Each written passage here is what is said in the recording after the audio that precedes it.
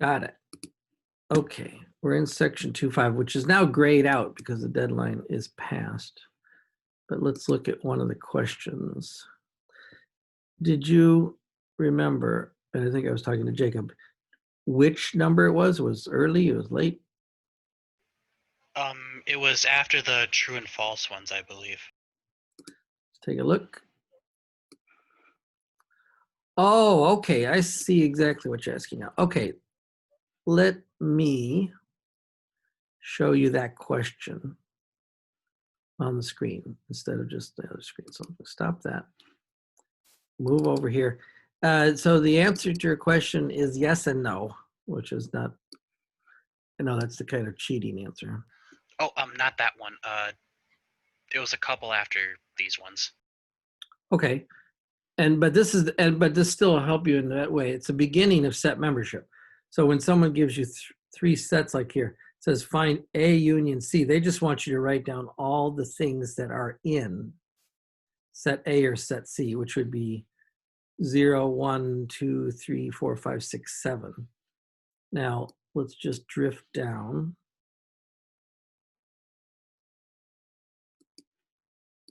Wrong window.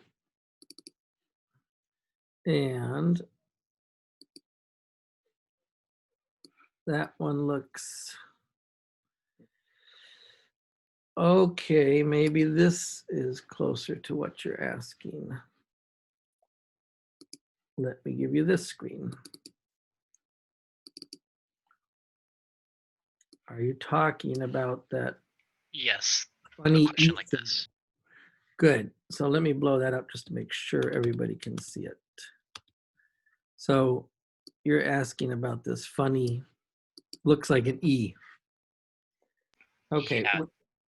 When someone, and they did use this symbol in the book, when someone says, oh, let's let A be the set 1, 3, 5, 10. Then to say is 7 a member of A?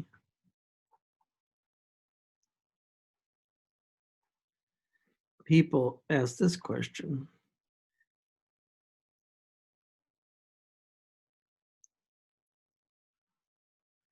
This symbol right here is a math symbol, means is a member of. Is 7 a member of A? This sentence says 7 is a member of the set A. Now in this example that I wrote down, 7 is not in set A. So you do that just like you say not equal. You answer nope, 7 is not a member of A. But 10 is a member of A, because 10 is in that set. So whenever you see this, you just say, that means in English,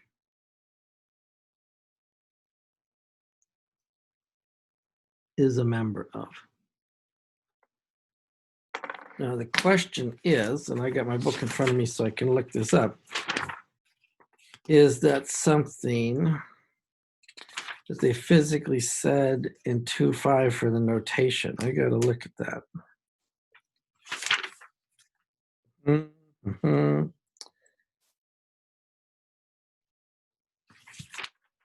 I'm looking for some problems in 2.5 that have that. That's interesting.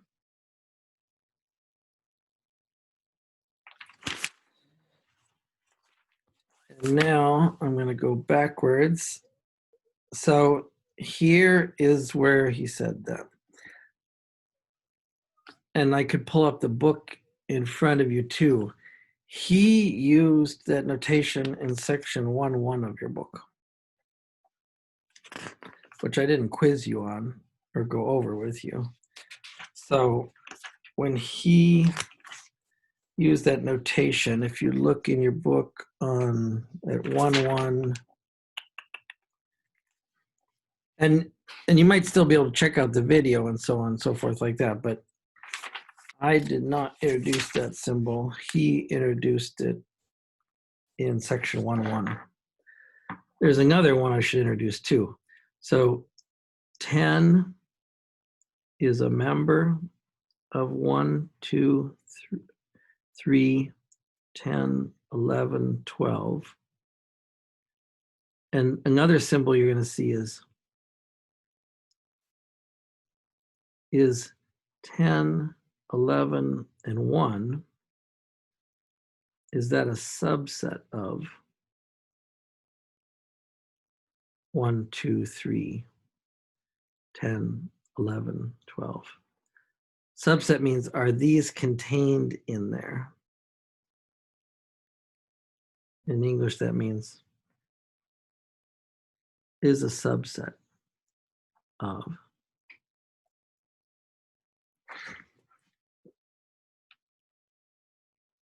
Okay, so, and if you want to say not a subset of, you do the same thing. 10, 11, and 13. Oh, okay, excuse me. You could click on my paper, but I am not recording the paper. Back to paper. 10, 11, and 13. Is that a subset of 1, 2, 3, 10, 11, and 12? And the answer is no. These three things are not inside here. Only two of them are. So to say not a subset, again, you strike a line through it, just like you say not equals. So he did use those in 1.1, and that's probably where they directed you if you asked that question. Okay, so I did not see them using that, so my apologies. I'll look at people's responses to that question and see if that really messed them up or something. Okay, these are good things to let me know. Thank you very much. That's important. Okay, I got that. I got that. What else do we want to do? Okay, so just back to the website and make sure I don't want to say anything else there before we leave and go on. Share, stop, close. Got it.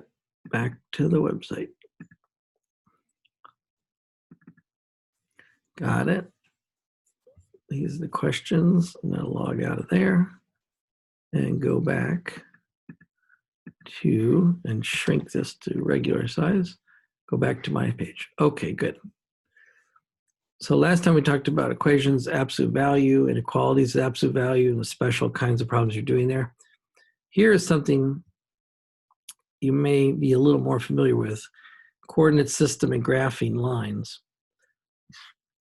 But I want you to be careful, because even if you say, oh yeah, lines, lines, lines, I've graphed lines, I know lines, I can do lines. There are some things I can show you how to do faster. And we're going to talk about lines today and next Tuesday. I expect you've heard some of it. Maybe you've heard most of it. But I can guarantee you by the end of the day on Tuesday, I'll have shown you something you hadn't heard about lines before and you find profitable because it makes you faster at something. I can show you how to be more efficient in many ways when you're working with lines. And the reason why people are so fired up about lines say, oh, I have to do lines in every single math class I have. Why do they keep repeating lines? It's interesting, and I teach a lot of classes here, from this class to that class, pretty much every class. The concept of line is one of the fundamental concepts in all math classes. And even if people aren't drawing lines, that word linear. So there's almost no math class you can take that doesn't use that word linear. So the reason why people always practice and make you work with lines is because they're so fundamental. And there's no other class you're going to take. And I don't know what other class you're going to take. Maybe no class after this, maybe a statistics class, maybe a trigonometry class or pre-calculus class.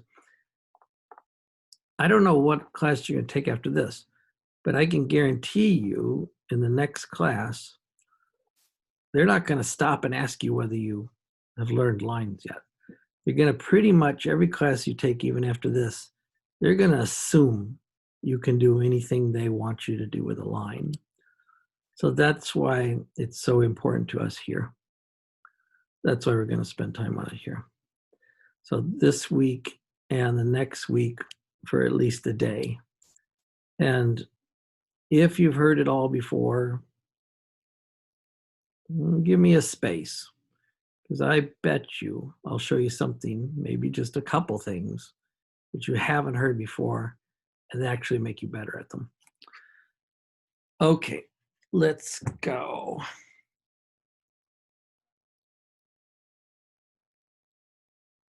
Yeah, let's just look at some examples.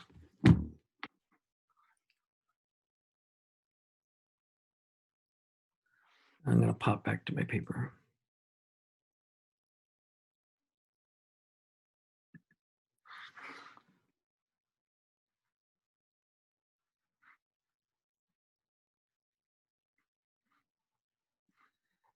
The other thing I can show you, which does seem kind of obsessive, but as you draw lines and stuff, you know, you got to be very, very neat, very, very careful to label things. Not only it'll eliminate mistakes and make things easier to read and do, it's going to just make you automatically more correct. So the thing that people do that I see most often that trips them up is they just don't add enough detail and information to when they're drawing lines. So I want to talk about this idea for a second. We kind of previewed when we graphed on intervals. But the fact that drawings are solving equations. If someone asks you to solve something and graph something, they're almost asking you to do the same thing. It's like doing a picture of something. It's like explaining things with a picture. You know, I've possibly given you this example already. Solve 3x minus 2 equals 4. It's not a hard thing to solve. 3x equals 6, x is 2. If someone challenges you, sorry, I got to slide up the paper. If someone challenges you and says, that's not right, or I don't believe you, you don't have to be mean or anything. Just take the 2, say, no, look it. I put 2 in here, 6 minus 2 is 4. This is correct.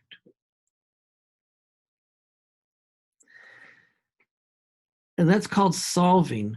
When a number makes a sentence true, that number is called a solution.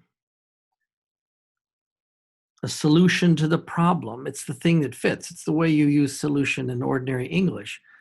Although maybe you don't use solution every day. Well, that's a solution to the leaky roof. That's a solution to the loud exhaust system. When you use solution in that sense, you mean you fixed it. You made it right. When I use the word solution in a math sense, I mean I made this, I didn't fix the equation. I didn't make the equation right. I made the equation true. So solution is a number that makes the equation true. And when someone says solve, it's a command to find the solutions or the solution. Sometimes there's more than one solution. And then I throw this word graph in there. So you're all proud of yourself that you found a solution. And then I say graph. And this word graph just sounds out of place. Graph what? Graph 2? And they say, okay, go ahead, graph 2. You say, okay, I'll graph 2. And you draw a number line and put a dot there. And you say, are you satisfied? And I say, yes, thank you. But you're not impressed like that dot suddenly made this problem all the clearer or suddenly made you understand something. I mean, this dot is like an afterthought in a way. But if I change this problem slightly,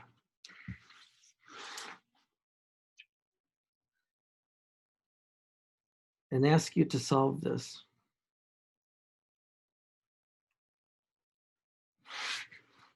and I go, not complicated, not horrible, but I'm just trying to make a point.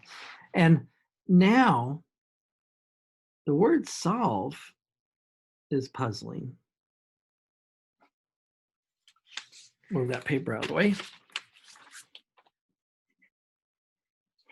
Because the first thing you're likely to say, or the first thing someone says to me if I wrote this down, is solve for what? Do you want me to solve for X?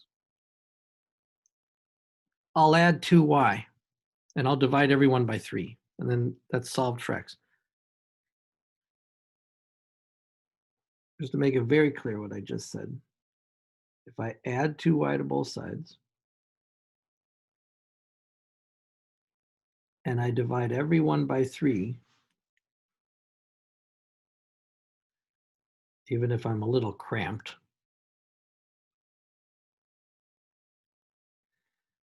you can say that I solved for X.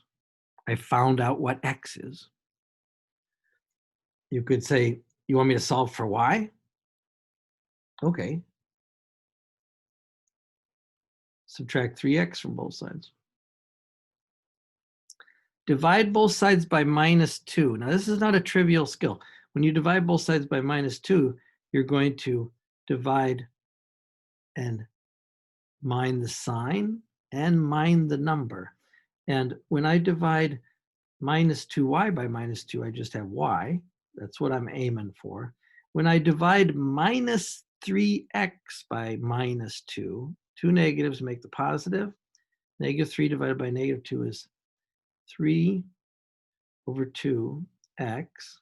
And when I divide +4 by -2, don't say 4 divided by 2 is 2. Say 4 divided by -2 is -2.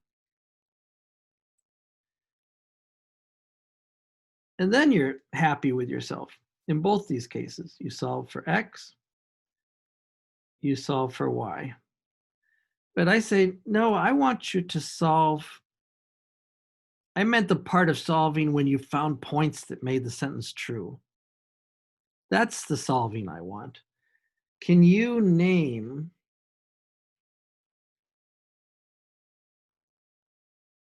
an example of X and Y that make that sentence true? Now you could fiddle around and you could probably find some X's and Y's. Give me two numbers, X and Y, that make this sentence true. You can type them or shout them, either way you want. You want -2 and -1. Do 0 and -2. Oh, okay. You want 2 and 1. Got it. Okay, right. No problem. No problem. You can say X equals 2 and Y equals 1, but I got it. You were using the dash. And what did you speak the other? You spoke something too? Yeah, 0 and -2. 0 and -2. Anybody else? 3 and 1.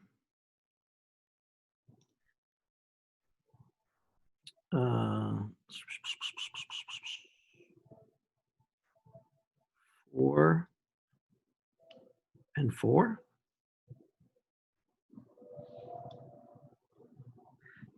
You get the feeling that it's not hard to find pairs of numbers that make this sentence true. And again, like I said a second ago about the other equation, if someone doubts you, you can easily tell them how it works. Say, 2 and 1 makes the sentence true. X equals 2 and Y equals 1, not X equals 1 and Y equals 2. You have to have them in order. You have to choose them the way you want them, like Benito said. 2 and 1. You got 6 minus 2 is 4. 0 and minus 2. 0, negative 2 times negative 2 is 4. Benito's got a question about 3 and 1. How dare you question me? No, 3 and 1 doesn't work. 9 minus 2 is 7, not 4. I put that in there to tell you those. Do you see? No one can lie to you in a math class. And that's kind of a fun way to look at it. In a math class, no one can lie to you and say 3 and 1 works. Because we tested 9 minus 2 is 7. Forget it. Of course it doesn't work. Okay, good for spotting that. Don't just believe everything your teacher writes. But 4 and 4, does it work or not? So 12 minus 8 is 4. Good. Okay. You've collected some points that make the sentence true. Now, I don't believe you think you found all of them. In fact, I could write down many more. In fact, here's the bad news. If I had to write down all the points that made that sentence true, actually, I would be writing for the rest of eternity. Because there's a lot of points that make that sentence true. And you remember the interval notations from last week. How did you deal with the fact that a lot of things made a sentence true? You drew all the things. If you wanted to say to someone, all the numbers x greater than 2 worked, then you would draw them a number line. And you'd put a 2 right there. Well, greater than or equal to with a hard bracket, right? So when you said to someone, all the numbers greater than or equal to 2 worked, you didn't start rattling them off. 2, 3, 4, 5, 6, 7, 8, 9, 10, 2.1, 2.2, 2.3, 2.4. You can't do that. You don't have any time to do that. There's way too many answers. So you drew them. Now I'm going to do the same thing here. And I'm going to say, let's make a number line X and a number line Y. And not one number line, like I did last week, but 2 number lines next to each other. And I know this is the part that you possibly have done before, but here's the part that people do shortcut to their detriment. When you make a graph of something, always carefully mark the scale. Always use graph paper. That's why I gave you a graph paper for free on the website. Always carefully mark the scale so someone knows exactly what you're counting. And then you put these points down, 2 and 1. Why don't I pull out another color?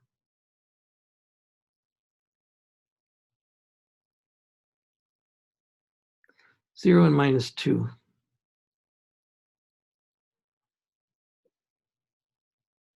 3 and 1 did not make it 4 and 4. And I think my camera and paper is good enough that you not only see the dots and stuff, but you actually see that I'm using graph paper so that I can have the lines there. Definitely, whenever you graph something, use graph paper. Don't make your own graphs. Don't make some squiggly like 1, 2, 3, 4, 5, 6, 7, 8, 9, 10. If you hand me any drawing like this, I'll just mark it wrong. Right? You want this is for art class. This is, when your teacher in art class says, why don't you draw a face? And you go like this, like.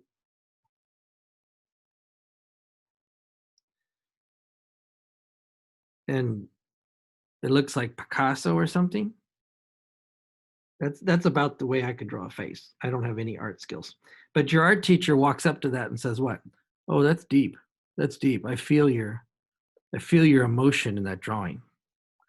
Well, I'm not trying to make fun of our teachers, but I'm saying if someone says draw a face, you better draw a face. You better draw a real, credible face.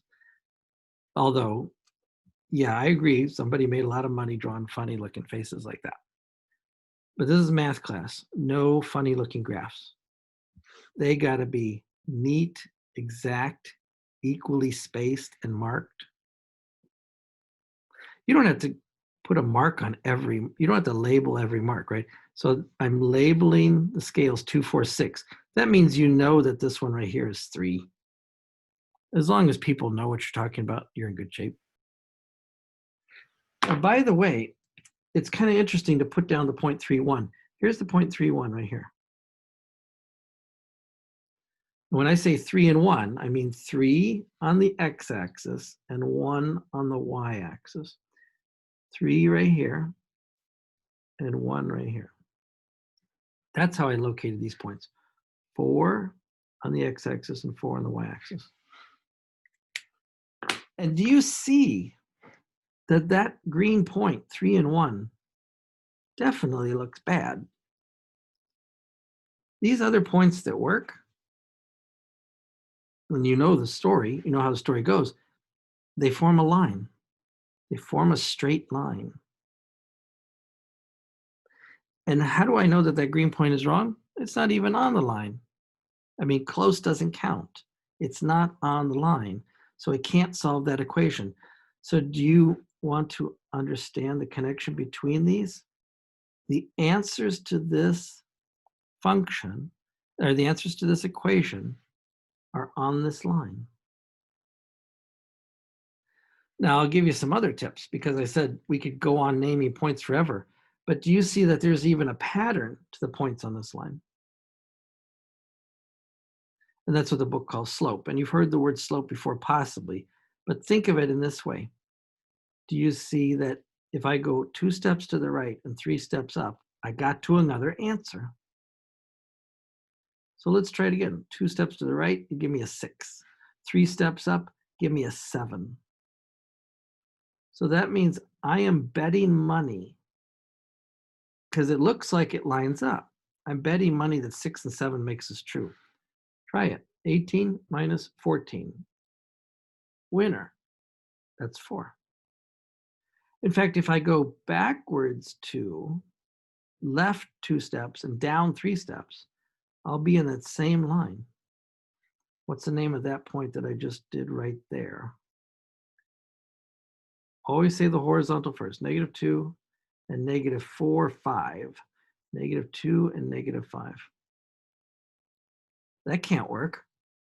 Let's take it up here. -6, -2 times -5 is +10. -6 plus 10 is 4. Oh my gosh, it works. Now I'm going to be even weirder. How about this point in between? It's on the line, isn't it? So I wonder if it makes that sentence true.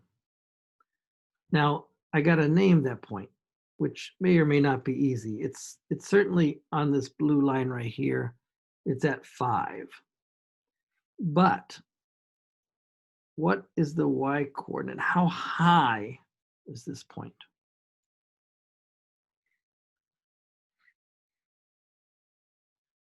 Think about this point as 4 and 4. This point is 6 and 7. Do you see that the 5 is halfway between the 4 and 6? So this point is truly halfway between these 2 points. So 5 is halfway between 4 and 6. What's halfway between 4 and 7? 3 steps. So halfway would be 1.5 steps, or 5.5. Oh, how are we going to say 5.5? 5.5, 5.5, 11 halves. You could say it lots of different ways, right?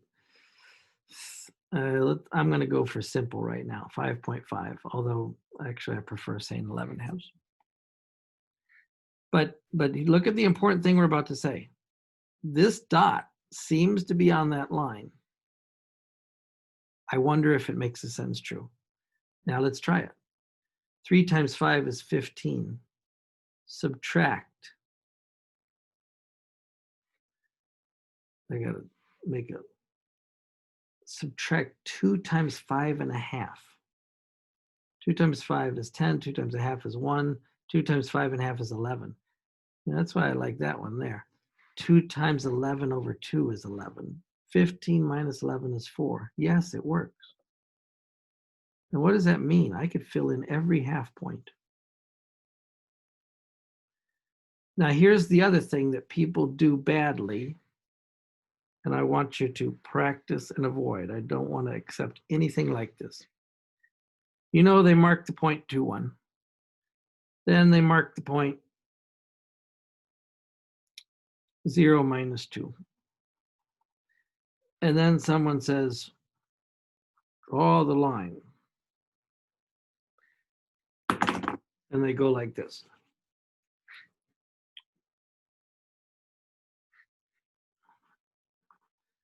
That is not a line. I don't want to be silly, but I mean, in that sense, you can say I'm being silly. Like, you know, they try to draw it well, but it just kind of drifts off and bends. No, if you want to make a line, you make sure it's straight. You make sure it's straight. And that does not mean necessarily grabbing a ruler. Do you see what we did here? When we filled in this pattern of points, look at how many points I've got. 1, 2, 3, 4, 5, 6, 7, 8, 9, 10. I didn't have 10 answers here. But the pattern gave me instant answers. And I'm not even going to name all these people. That'd take too much time. But you know what I did when I added all these extra dots. I made it easy to draw a straight line. Now, no one could touch that line. No one could criticize that line. That's a very good question, Jacob, and we will illustrate that in a second. The answer to your question is yes, you can have different scales on line like 5, 10, 15. And here could be 2, 4, 6. That's okay, as long as you label them. Where people sometimes get in trouble is they write 5, 10, 15 on the left side, and then they write -1, -2, -3 on the right side. That is illegal. You can't tell me one box is worth 5 on this side and one box is worth 1 on that side. So you can use different scales on the axes, but I'm going to type this in the chat for once. As long as the scale on each axis is consistent. And by that I mean you use the same scale on the whole axis, left and right, up or down. Okay. Now, before we go on, I want to show you something, and I can't add any more to this drawing, so I'm going to go to another drawing. But first, I just want to plant the seed in your mind that in this case, I'm going to go back to here. You got this problem, you got solve, you got graph. Which one was superior? This was an afterthought. Solving was what you really did. Now, look at this problem. You got solve, you got graph. Which one gave you more information?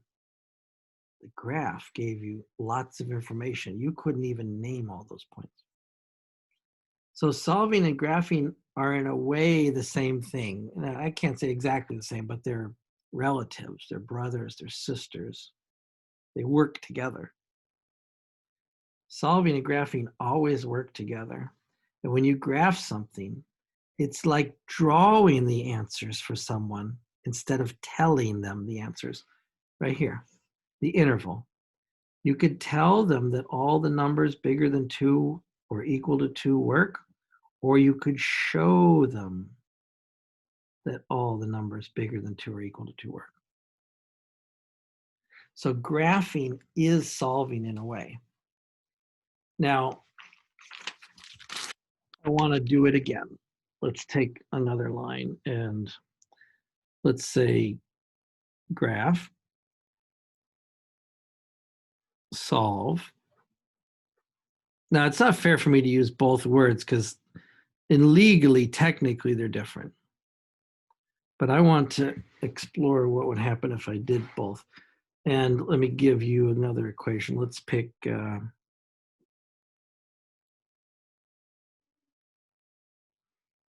I don't know, some 6x plus 2y is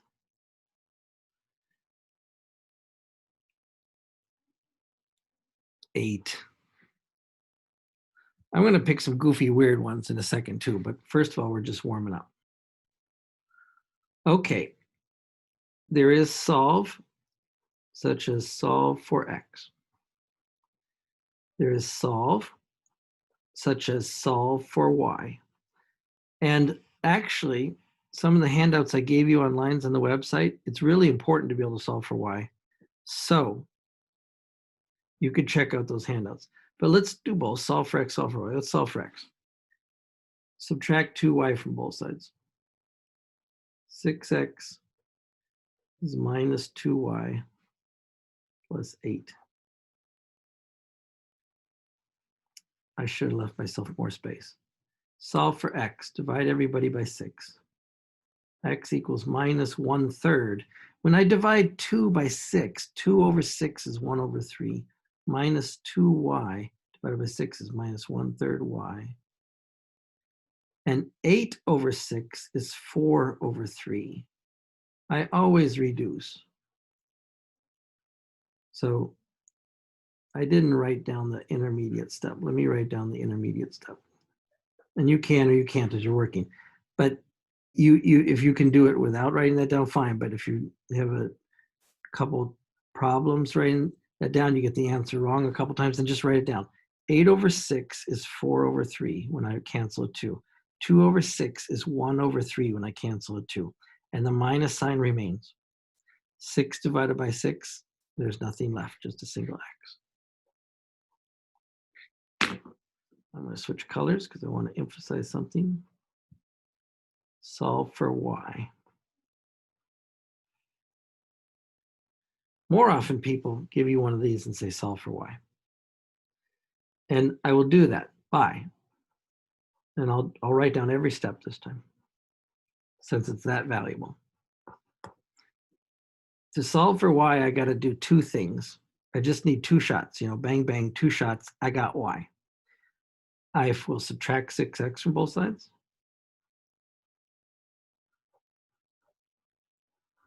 And I will divide both sides by 2.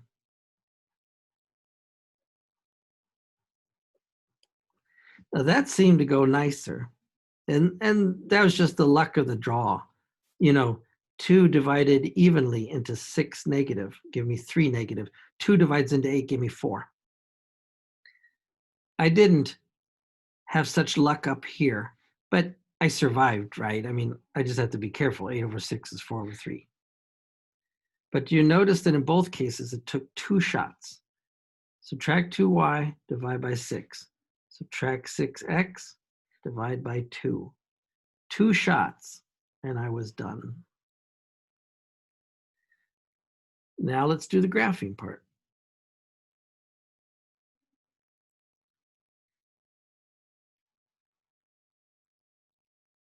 And you want to find some points that make this sentence true.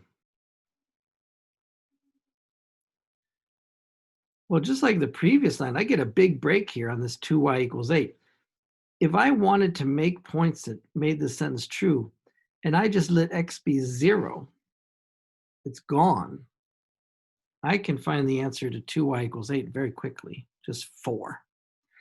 So among the pairs that make that sentence true, x is 0 and y is 4 definitely works.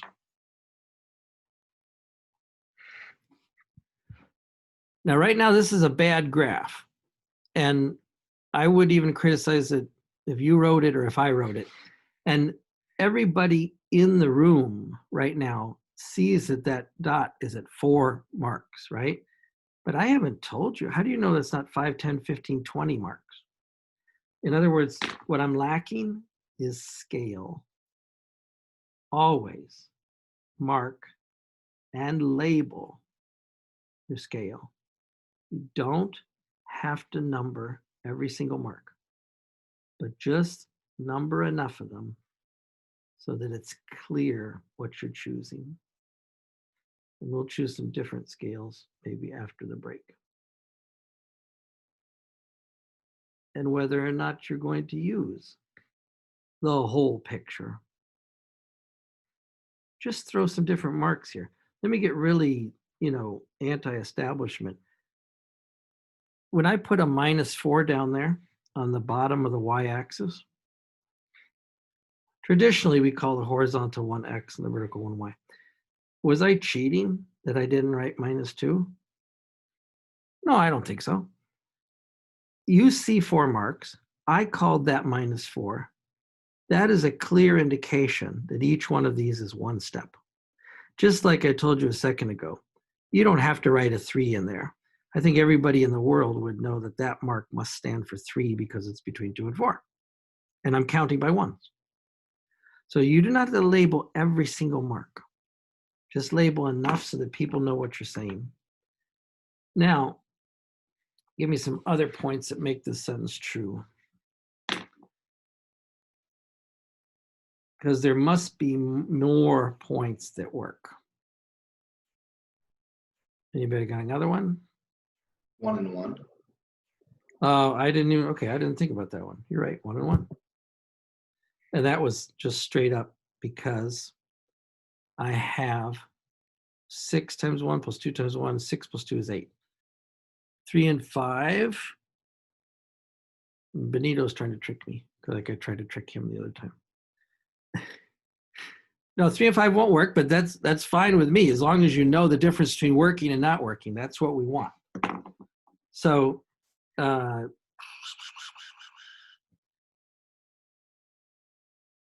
you could pick a number. Here's a trick that you shouldn't ignore. What if x was 3? You could stick a 3 in there and then figure out what y goes with it, right? 18 plus 2y is 8. Then you subtract 18 to the other side. 2y, excuse me, I'm writing too low. 2y is what? -10? So y must be what? So the partner for 3 is -5, which is right there. The partner for 1 is 1, which is right there. So let me draw this and then we'll take a break. What other point is missing right here? You got another point that usually going to fit in right here? -2 and 2. Almost. Or Say 2 them in and order. 2. 2 and -2. Benito said 2 and -2. And you know that's right because it fits. And what does fits mean here? Apparently fits means you go over 1, down 3. So that must be the secret to this line. Or you go back 1 and up 3. And when you do that, all these dots line up. You went down 3 and right 1.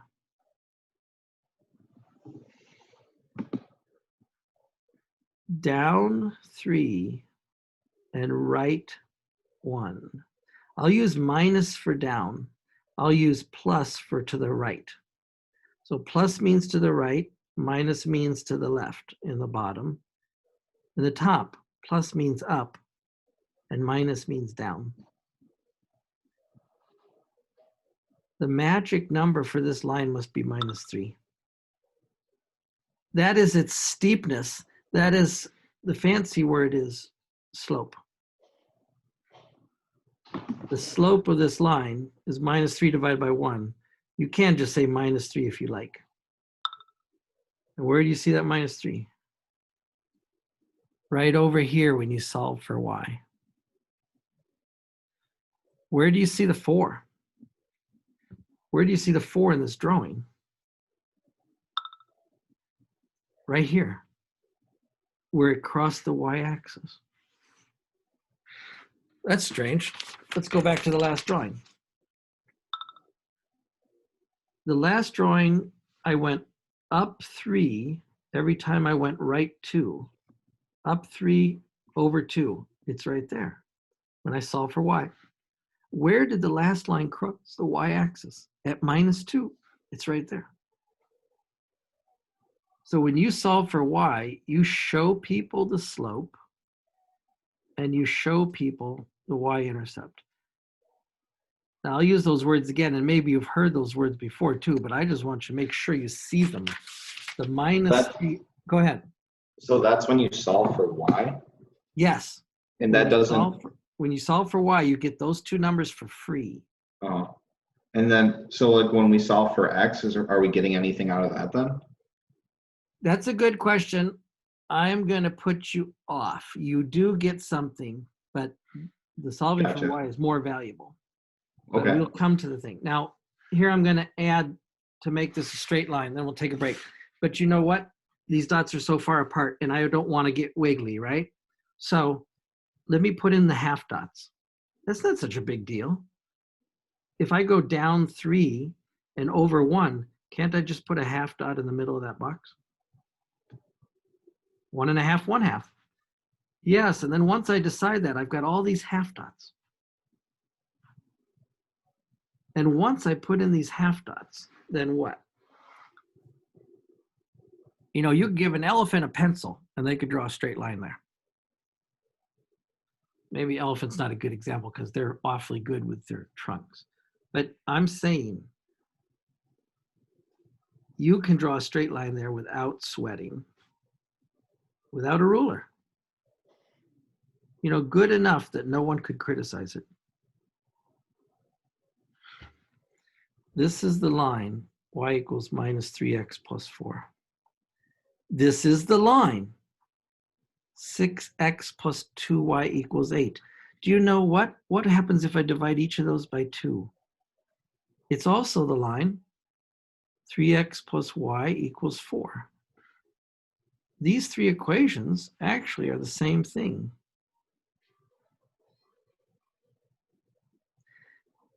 And I wrote down 4 answers, but I drew billions of answers, literally millions and billions of answers. Okay, so here's why people are so hot about graphing. If you can graph an equation, you can say to someone who asks you for the answers, give me all the answers to this equation. And you start writing them down. And they say, nope, that's not enough. There's more. Or that's not all the answers. So you get tired of being harassed. And you say, what? I'll draw them for you. And then you draw this line. And this line is a picture of all the answers. That's why graphing and solving go hand in hand. But wouldn't this have infinite answers? Yes. Okay, good. Now then, right. So you want to play the role of that person who's going to still harass me. Not you, but technically this line goes on forever. And you can't even draw forever. So some people will, and I don't mind if you do that, put little arrowheads on the line. I just say, as long as you fill up the window. Yeah, don't do this. If you're drawing a line for someone and you just put 2 points down and then go like that, that is not a line. That is a piece of a line. If you are going to draw a line and you see the pattern like 2 to 1, up 1, right 2, then just do that 2 to 1 pattern until you run out of space. As far as you're concerned, that is the whole line. When you draw a line, fill up the window. This is like the viewing window. And likewise here, I agree with you. There are infinitely many answers and the line goes on forever, but I filled up the window and they know how to keep going. So I'm going to say, okay, I got you covered. Yes, I know I didn't draw them all, but I drew enough so that you know what's going on. That's right. Okay, good.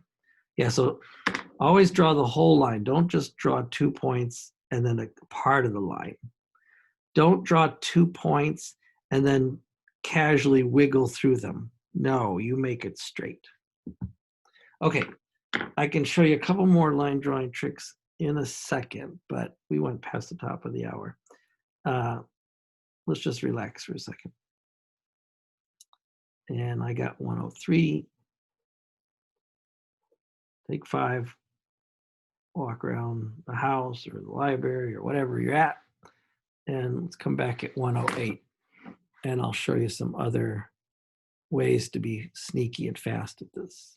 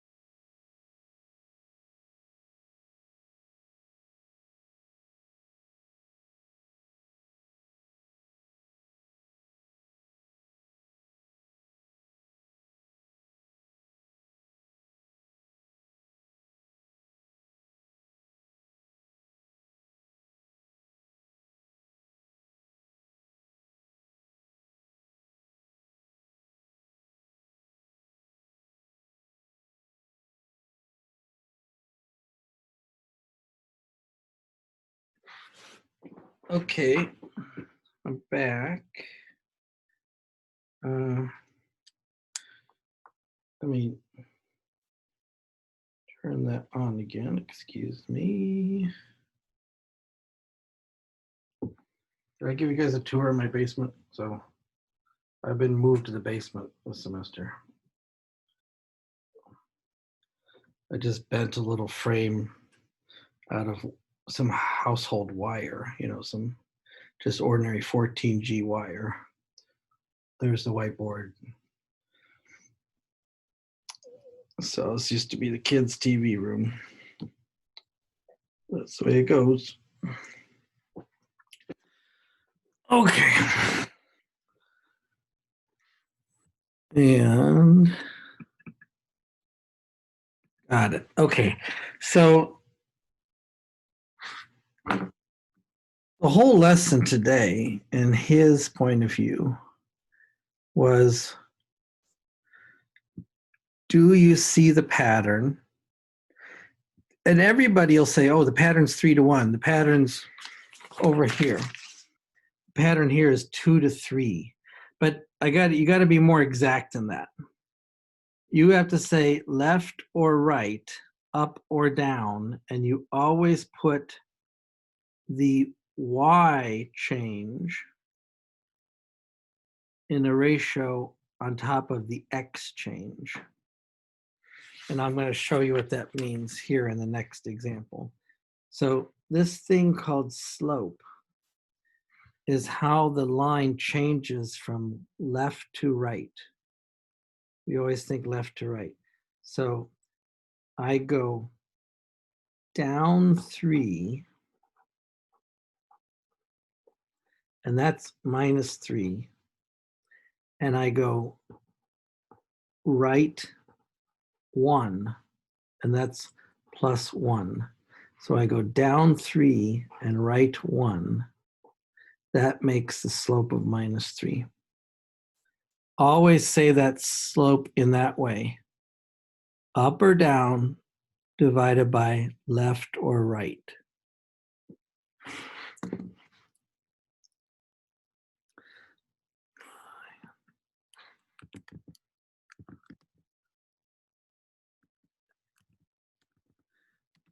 Hang on a second.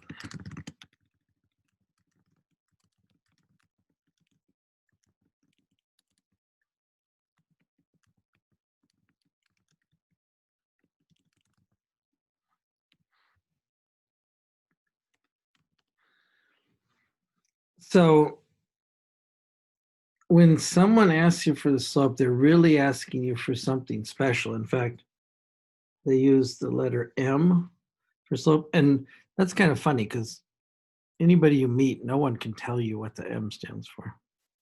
And I've heard different explanations, like, oh, it means this or it means that. I'm not like totally satisfied with any explanation I heard. But if you want to really bug a math teacher, say, what's a M? Why is slope M? Why isn't it S? And see what answers they give you. But you always take the change in Y divided by the change in X. And in math, we use a triangle. It's a Greek letter. It's actually a Greek letter. It's capital delta, like a Greek alphabet. Delta Y, delta X. Change in Y.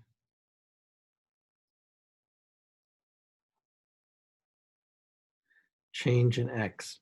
But I'm getting a little too crowded here.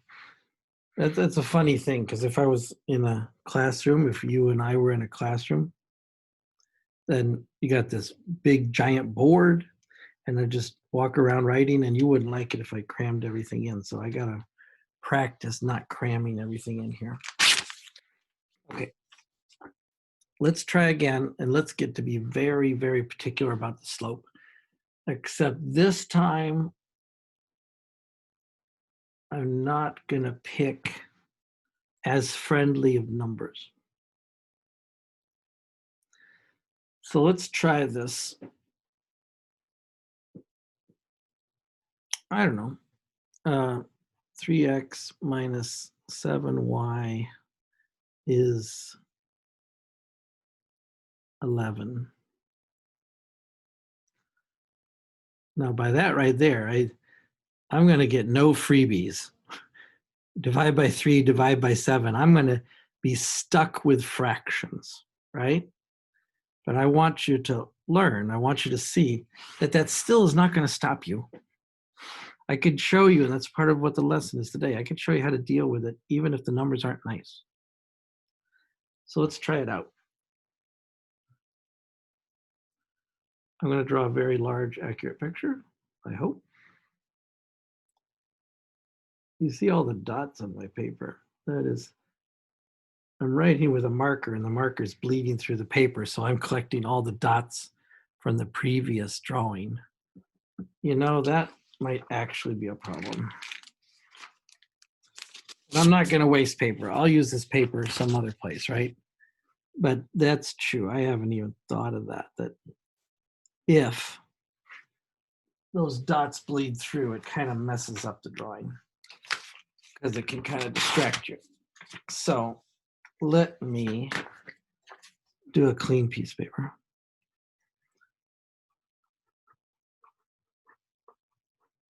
Okay, gonna graph.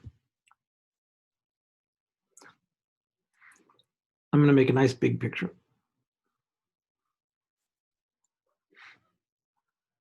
And right now you're a little bit nervous about the 3 and the 7 and the 11, but still I could show you some tricks to get around that. X, Y. Notice I don't put scale down yet until I know some of the points that are going to go down here, right? So don't commit to a scale. Don't go 1, 2, 3, 4, 5, and then later find out that you need to do 50, 70, 100, because then you're messed up, okay? So, but let's take my 2 shots, 2 bullets, and find out what Y is. And I want to be very explicit. It just takes 2 steps. And the 2 steps are move the X to the other side.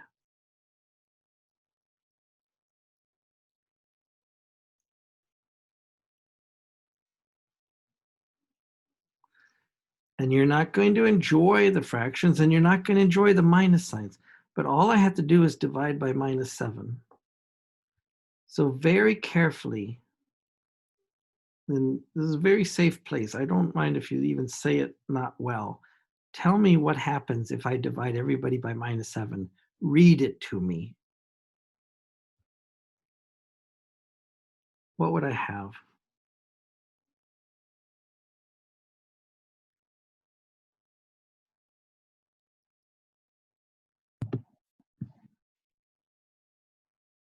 Divide everything by -7. Yes, just one at a time. What would I have on the left side? 3 over 7x. Okay, that's on the right. Let's go left to right. Oh, left, right. Oh, we'll Yeah. have 1 y or y. Good, just say Y. Good, right now, next one. 3 over 7x. Yeah, and there's nothing you can do about that fraction, but at least you can say minus divided by minus is positive. Good, so I didn't want you to say -3, -7. Next, And then minus 11 over 7. -11 over 7. Which on And my that's- paperwork I did positive minus. Oh, that's okay, yeah, as long as you get it right when the money count, when the money's on the line. So it is -11 over 7. Now, if everything I was telling you before was true, this number right here is the slope, and this number right here is where it crosses the y-axis, called the y-intercept. I wrote that too cramped, sorry. And I want you to look at the 2 fractions for a second. And first you say to yourself, I hate fractions, I hate all fractions are bad. But I want you to think about the slope. You know, you don't care if that says 3 over 7. That literally means what? Up 3, right 7. Pretend there's plus signs there. Even the way we wrote the problem, if I would have wrote -3, -7, what does that mean? Down 3, left 7.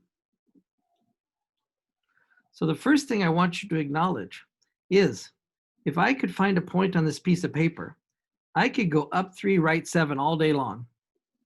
I could go down 3, left 7 all day long. That's not going to be hard. I might run off the screen pretty soon. I'll deal with that in a second. So the thing that really bothers me is like, where is minus 11 over 7? That's minus 1 4/7. Don't try to mark minus 1 4/7 on your line. I mean, you could try, if you had no other choice, you could try. Minus 1 4/7. It's a little more than minus 1.5. So should I put a dot right there?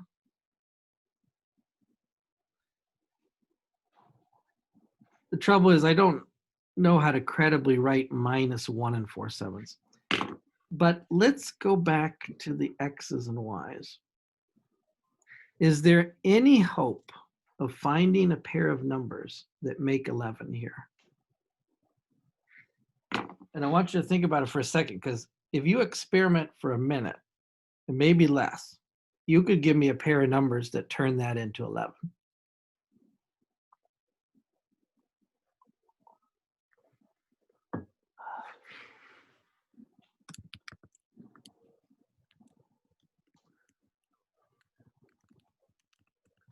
Anybody got a pair of numbers? Would it be easier to find the other intercept first? That's not a bad plan.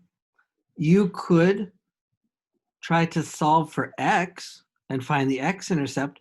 Unfortunately, I think it would be also an ugly fraction. For example, in the other intercept, and you're using the word intercept, intercept is where it crosses the line. Like the Y-intercept is where it crosses the Y-axis. That means X is 0. See, if X is 0, then I got Y is minus 11 over 7. Unfortunately, if I say Y equals 0, X-intercept, then that's not necessarily pretty. It's a little bit better. 11 over 3 is what? 3 2/3? Yeah, just for kicks, let's mark 3 2/3. And I can do a decent job of it if each one of these marks is 1, which I don't want to commit to yet. But still, I feel funny with fractions. And I feel safe with whole numbers if I can find them. So again, I challenge you. Can you find a pair of numbers, whole numbers, that can make an 11 here? And I'm thinking myself too. It's not obvious, but maybe. 6 But and minus 1. 6 and minus 1, you are on top of it, but not 6 and minus 1. You got it. 6 and 6 and 1. 6 and 1. Okay, good. Now, frankly, you just kind of play with it, right? Say 6, give me an 18. 18 and 11 differ by 7. Oh, that's good. And then you say, if I subtracted 18, I'd have minus 7. How could minus 7y be minus 7? I'll let y be 1. But I also want to tell you that once you found one number, frankly, there's more. So let's try it this way. 21, 28, 4, 18. Do you know what? What's 11 plus 7? 11 plus 7 is 18, right? 18 is divisible by 3. Oh, okay, that's the 6. Okay, that wasn't very clever. Let's try another one, like 9, 20, 3, 4, 5, 5, 15, 6, 18, 7. Wow. I'm fiddling here. Does anybody got another number?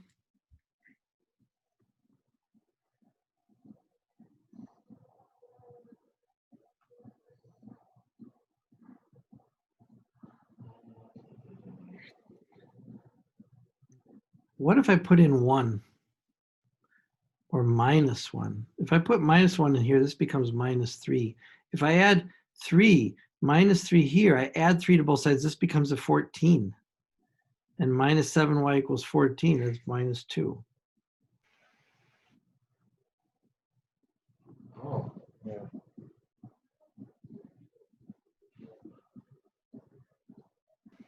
So minus 1 and minus 2 works.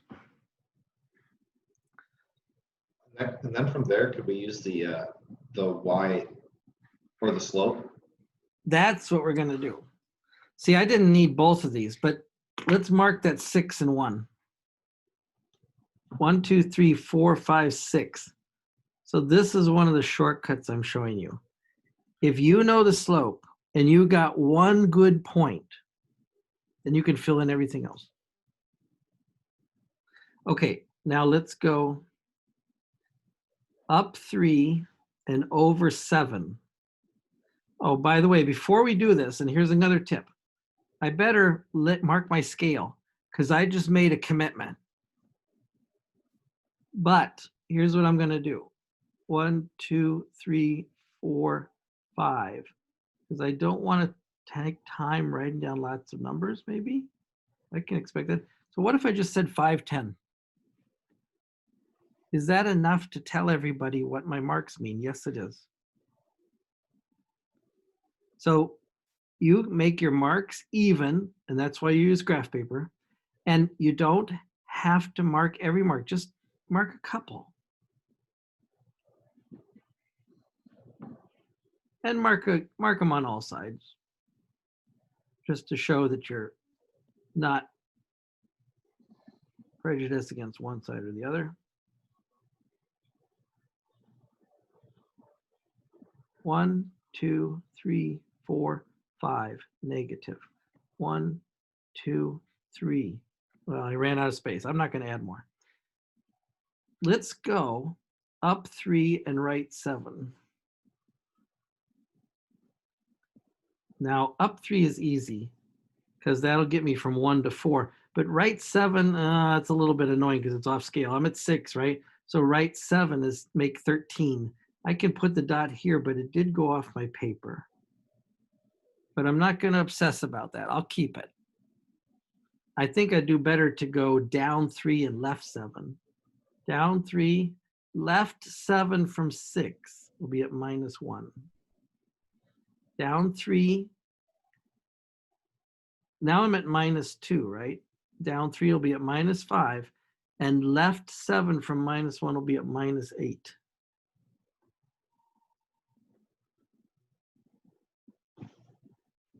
Now, unfortunately, it looks like I've run out of room. But remember your half points. You can at least draw some half points. I could still draw a straight line here, but it might be wobbly. But let's talk about it. Let's use these 2 dots right here. If I go up 3 and right 7, what's halfway? Up 1.5, right 3.5. That's not so bad. Up 1.5, right 3.5. Up 1.5, right 3.5. I think that's good enough to draw a decent straight line with my bare hands. Okay, I got a little bit wobbly right there. You know, the secret is if you make it wobbly, then just darken everything. And it just looks artistic. There, now I've got a serious line, dark, thick line. Hey, Professor, I had an idea. Go ahead. Since we have graphing calculators, wouldn't it be a good idea just for us to type in the equation in a graph? You can, and I think that's good to remind you to do that. Let's do that, and maybe I'll use my color one today. The only thing I want you to be careful of when you use the graphing calculator is you get none of these marks that tell you your scale, and sometimes the window could be distorted. And last problem, the graphing calculator is not flexible as to what you type in. Now, so you've got a good reason to solve for y, don't you? You want to know the slope. The graphing calculator, if you type this, wouldn't do anything with it. You have to do this to get it in the calculator. So let me pull up the calculator. I don't mind if you do that at all. And when you're checking things, I don't mind if you do that at all. I just want you to say, or I just want you to know, okay, this, I don't, yeah, this is my color calculator. It's cool, but it's got the shiny screen.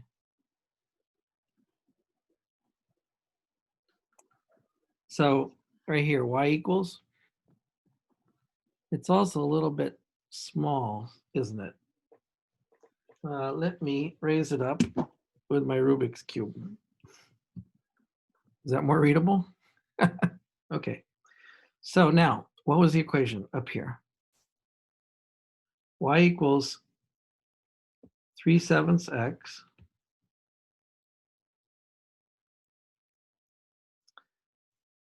You got the variables right here. Third row, second button, x minus 11/7. I typed it in a particular way. I used parentheses around the fractions. I think I was being overly cautious there, but on the other hand, it's not wrong. The calculator would have understood me if I didn't put the parentheses in there, but it just looks awkward to me. In fact, this is a really important point. If you're writing 3/7 x, do not write 3/7 x. Even though the calculator accepts it, someone's going to mistake it someday for 3/7x. You might mistake it for 3/7x, and you do not want the x downstairs in this problem. So always write your fractions in front of the x like that. When I type them in there, I get that. It's got this convenient button in the upper right. It says graph. Let's graph.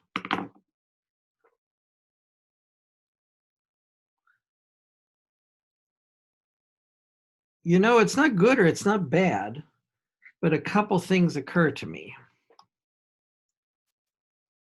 You know, could it be the line I drew? Yeah, might be, but it's hard to tell. But I can make it exact. Now, here I've got an axis in the middle and I've got an axis on the side. So the first thing that occurs to me is, I think I was graphing earlier and I changed the window. See, here we changed the window by making marks, but here you got to change the window on this window screen or zoom screen. Let's go zoom. If you just want to get back to normal, choose zoom standard.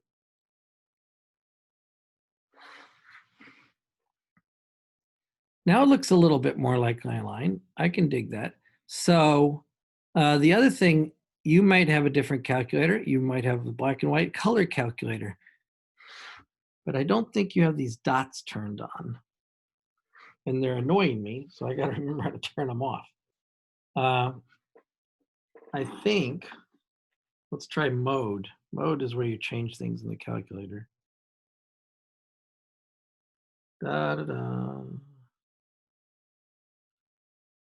Classic normal float degree. Oh, I know how to get rid of that, and I can't. Format. So it's not here in mode. Let's try this format key, which is blue format. Yes, the format key on this calculator and the other calculator has a similar thing. Will let you change the grid or change colors. And if you got the color calculator, I'm going to turn the grid off. And then graph. Still, if you were, and this is the reason why I want you to be careful when you graph with a calculator. If you were using this on the test to check your work, you would look at these two lines and you'd say, you know, they're kind of like, but they look different tilt. And the problem is because I drew the units 1 to 1 on the paper, but this window is not square. So let's try this. Zoom, square, number 5.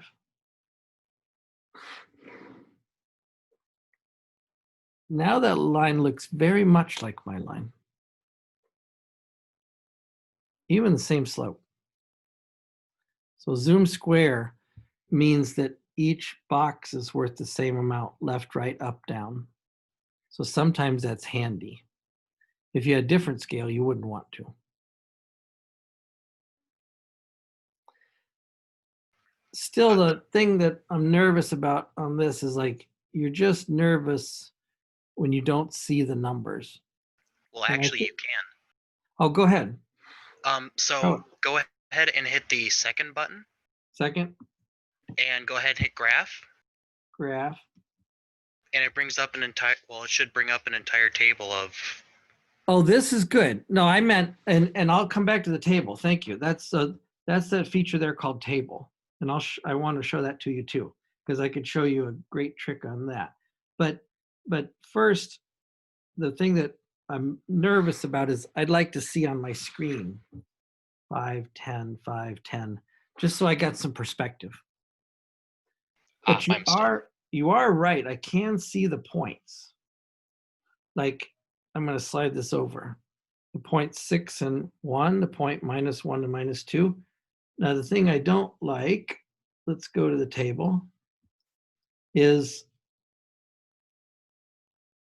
I don't like to draw these decimals. I can't even draw decimals like that. So that is not as exciting. Let's go to table set. Table set lets you set up things so that the table can automatically generate points or generate points that you feed it.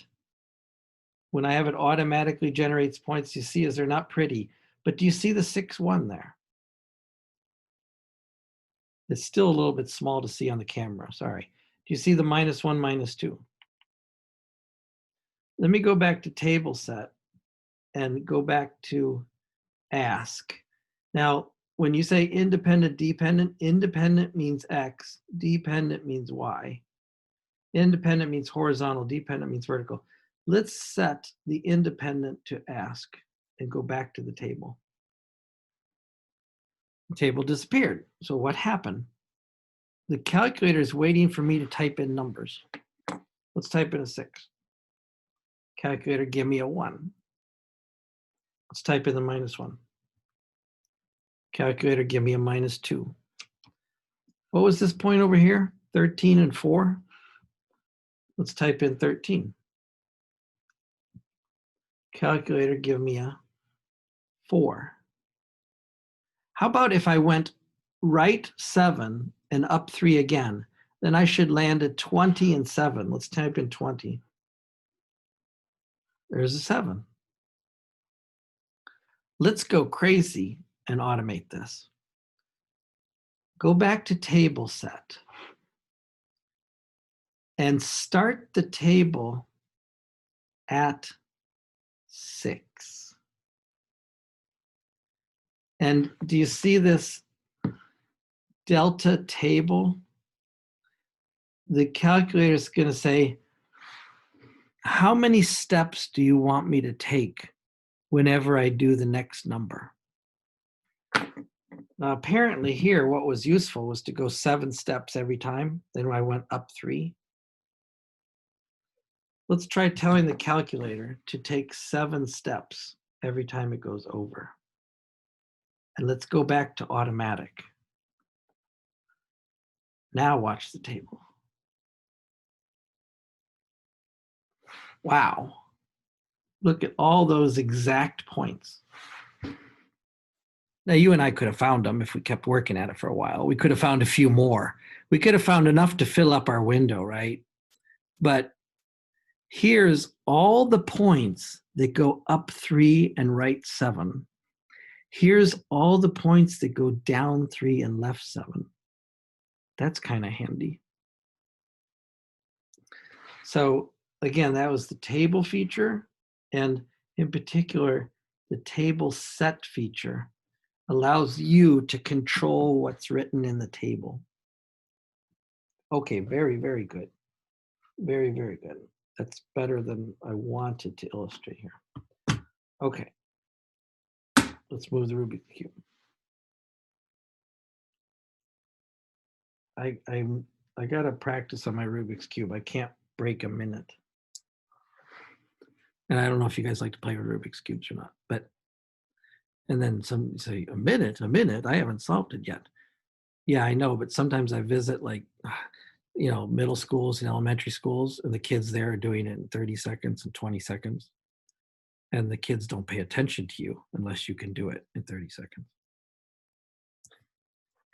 That's kind of a bad situation when you go to talk to some kids and entertain them, and the kids looking down on you because you can't do your Rubik's Cube as fast as they can.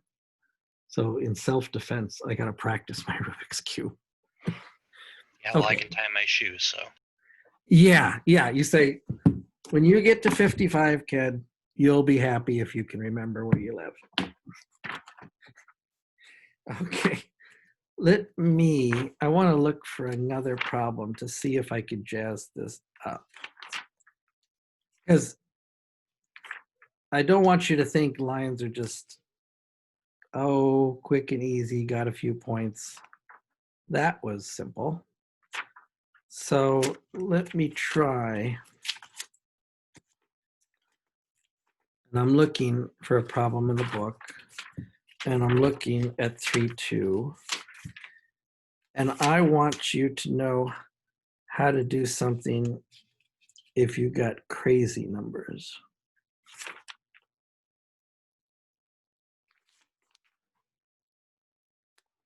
If I could find it in my paper book in front of me, then I'll bring it to the screen. You know what? I'm going to hold on that. I'm going to hold on that and say a different thing. I want to bring in two other words, and we got a few minutes here, so we're doing good, and I don't want to rush, but I don't want to grab and start something I can't finish.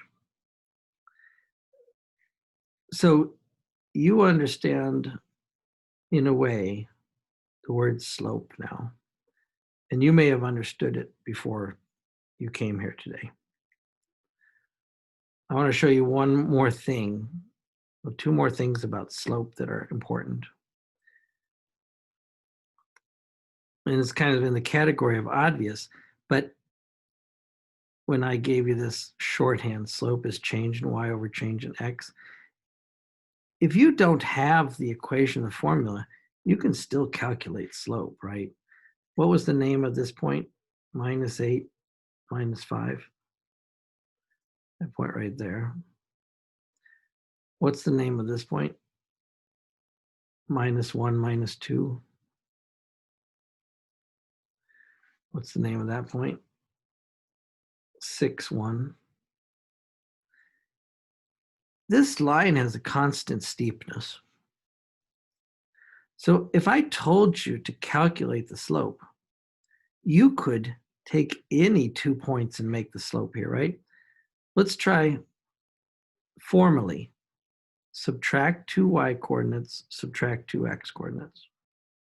So let's call this point x2, y2. Let's call this point x1, y1. That there. If you subtract these points correctly and neatly in order, you will find the slope. y2 minus y1, y2 is 1. y1 is -2. Subtract -2. You gotta respect the minus signs. Don't diss the minus signs. Say x2 is 6. x1 is -1. 6 minus -1. That is 3 on top, 7 on the bottom, both positive. I'm not going to write plus, but they're both positive. So that's the slope. But I want you to see that that would work even if I did it in another order. Let's take these 2 points.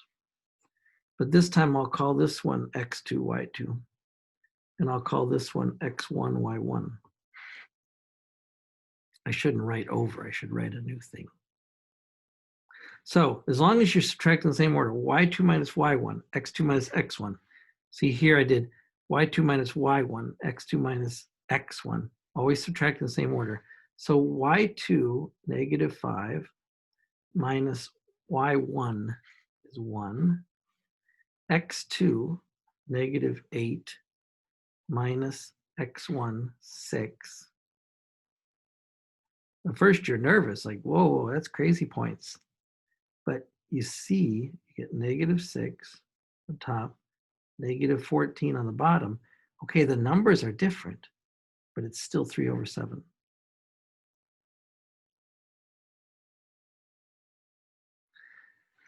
And this lets me introduce two other words that you need to know that we're going to use a lot next week: parallel and perpendicular. You're going to practice this in the book and in the homework system. In English, and you use these words literally in English, parallel means alongside, never touching, never crossing two parallel streets. The train tracks are parallel. And it means the same thing here in math, but more precisely, it means that two things have the same slope. Because if two lines have the same slope, they will never touch. Like if I go up 4 steps, make it in red, and then do the 3, 7 thing again. Over 7, up 3, over 7, up 3, over 7, up 3. Well, again, here I'm crowding this piece of paper. Do you see I created 2 lines that are parallel?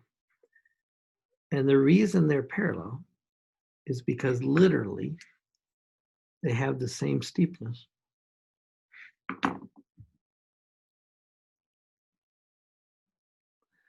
There's another word which you understand in English, perpendicular.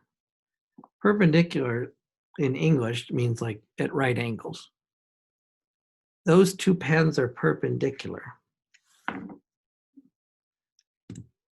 The edges of the Rubik's Cube are perpendicular.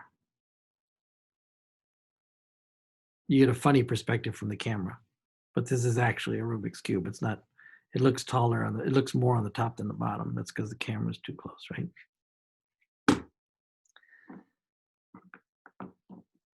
But perpendicular in math slope, you got to be careful. Say, how could you draw something that's at a perfect right angle? Now think about this. You went over 7 and up 3. If you wanted to make this perfectly perpendicular, what you could do is go back 3 and up 7, if I counted correctly.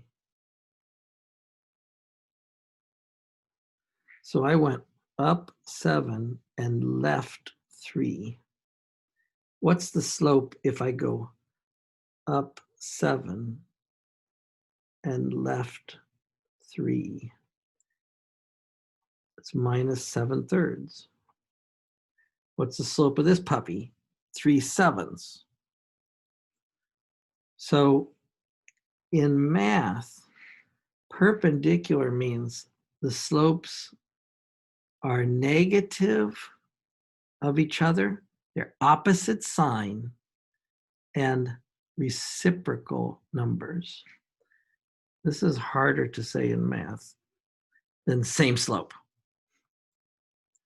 They are opposite sign and reciprocal. Reciprocal just means turn the fraction over. Reciprocal numbers. So if you have somebody that has a slope of 1/2 and you want to be parallel, let me put a little parallel lines there. I gotta move this up, sorry. Put little parallel lines here. If you want to be parallel, make the slope 1/2. If you want to be perpendicular, what do you make the slope?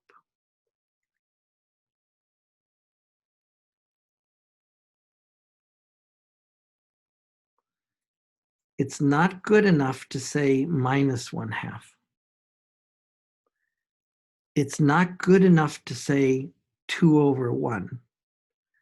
You have to be opposite in sign and reciprocal in number. So you have to say minus 2 over 1. Now, most people, 2 divided by 1 is 2. Minus 2 divided by 1 is minus 2. So you don't have to say minus 2 over 1 when you're finished. You could just say minus 2. If I tell you that the slope of my line is 11 over 3 negative, how could you make a line parallel to that? You will use 11 over 3 negative. And notice that 11 over 3 negative could be down 11, right 3, or up 11, left 3. I want you to be very careful. Train yourself to use those words, up, down, left, right. Minus means down, or minus means left. Plus means up, or plus means right, up and to the right. Okay, but if you want it to be perpendicular to minus 11 thirds, what would you make your new line?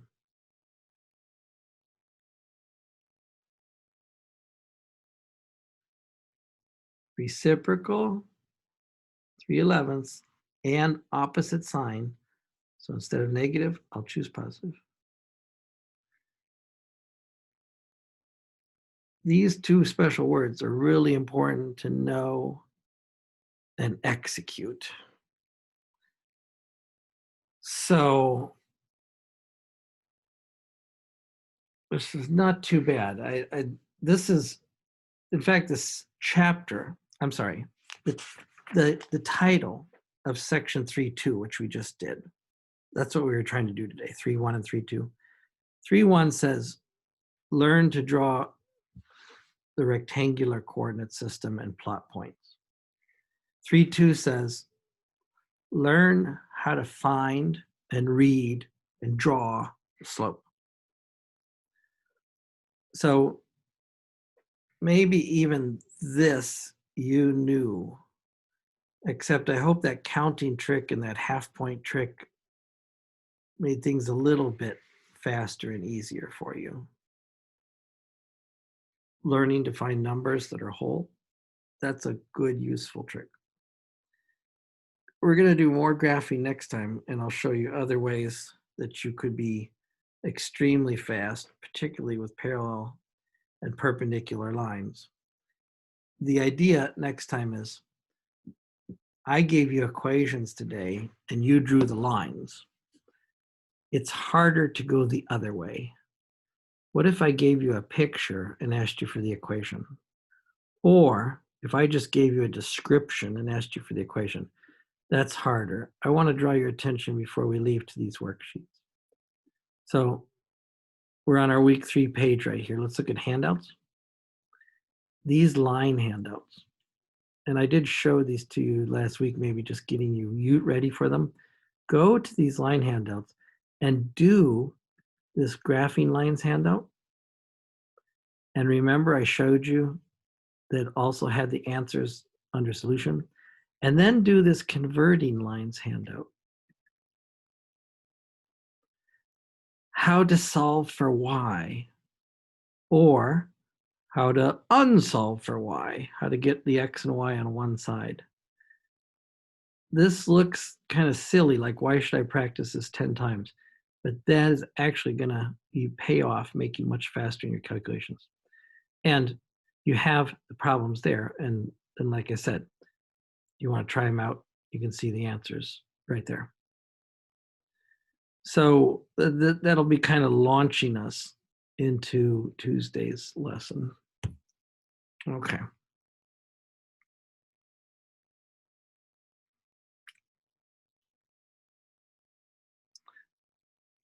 And I'm trying to be sensitive because to the fact that I know you've done things like this before. And so I appreciate you bringing the calculator in, because otherwise I would have just not thought about the calculator. I don't naturally think about it, except, yeah, it wasn't bad to draw the line on the calculator because at least it confirmed, made me feel I was right. And that table feature is really useful. I don't mind if you use the calculator to test points or to make a table for yourself. There's nothing wrong with that.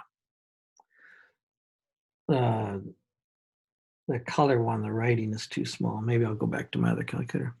Okay, you guys have a nice weekend, and you work on the next written homework and the next XYZ homework. And, send me your questions as you're working. And just take some time off and enjoy yourself. Okay, I'll see you next time.